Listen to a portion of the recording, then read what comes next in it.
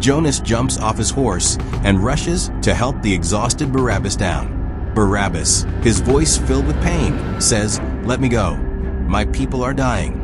Jonas grabs his hand and pulls him inside. "First, come home," he insists. Barabbas, still in shock, asks, "We protested peacefully. We had no weapons. So how did the riot break out?" Jonas told him it was all a setup. Caiaphas planned this. Even our commander was part of it. That's why I warned you that day, but you wouldn't listen. Barabbas shakes his head. "We only wanted our rights. We didn't fight with weapons." Jonas said, "Tyrants crush anyone who dares to speak out. They planned this riot to have you killed. I found out too late, but I managed to save you. If you go out now, they'll kill you. Stay hidden here. No one will suspect you in my house.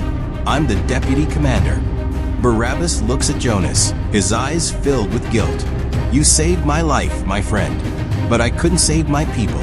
More than 20 are dead. Their families are suffering. How can I live with that? I will kill that Caiaphas, even if it costs me my life." Suddenly, the door bursts open. The commander storms in with his soldiers. Jonas and Barabbas freeze. The commander laughs. "So, Barabbas, ready to die? You can't kill the Caiaphas.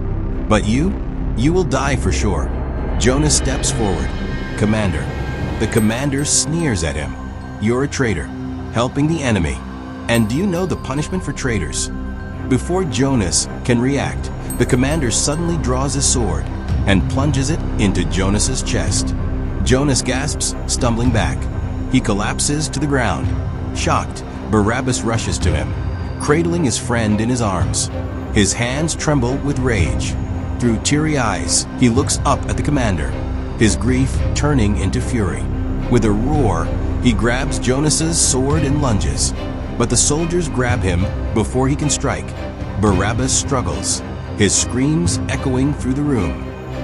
The commander heard the sound outside. When he saw Philomena and the carpenter step out, he put his sword back in its sheath. The carpenter and Philomena, who came in and froze in shock. Jonas lay dead on the floor, and Barabbas stood over him, sword in hand. The carpenter's face twisted in anguish as he cried out, "My son! My son Jonas." Barabbas stood motionless, horror-stricken. The commander's eyes darkened as he pointed at Barabbas and barked, "Arrest him." In an instant, soldiers surrounded Barabbas, grabbing and binding him. The commander, his voice heavy with sorrow, knelt beside the grieving carpenter and placed a firm hand on his shoulder. "Sir," he said solemnly, "Barabbas killed your son. We tried to stop him, but we were too late. I'm sorry." The carpenter's eyes widened in shock. "Barabbas killed my son." The commander nodded grimly. "Yes, he caused a riot at the palace. Many died. We chased him here, and Jonas came with us.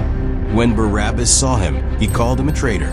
Then, without warning, he grabbed Jonas's own sword and stabbed him. No one saw it coming. We couldn't stop it." Barabbas shook his head in shock, stunned. The carpenter's grief turns to rage. He storms up to Barabbas, eyes blazing. "You ate at my table. My son loved you more than he loved us, and you betrayed him." His voice cracked. "My God, what do I do now? I have lost my son." Barabbas opened his mouth to speak, but before he could, the commander strikes him hard across the face. Blood dripped from his lip. Philomena rushed forward, grabbing his shirt as tears streamed down her face. Her eyes burned with fury as she stared at him. Barabbas looked at her, his eyes filled with sorrow. Overcome with grief, she released his shirt, collapsed, and broke down in tears. Immediately, the commander says, "Drag him out." A soldier punched Barabbas again before dragging him out. The soldiers and the commander come out of the house, dragging Barabbas. Outside, the villagers had gathered, whispering and watching in horror. The soldiers' horses and carts are standing outside the house. The crowd surrounds Barabbas. The soldiers pulled Barabbas through the crowd toward the waiting horses and carts.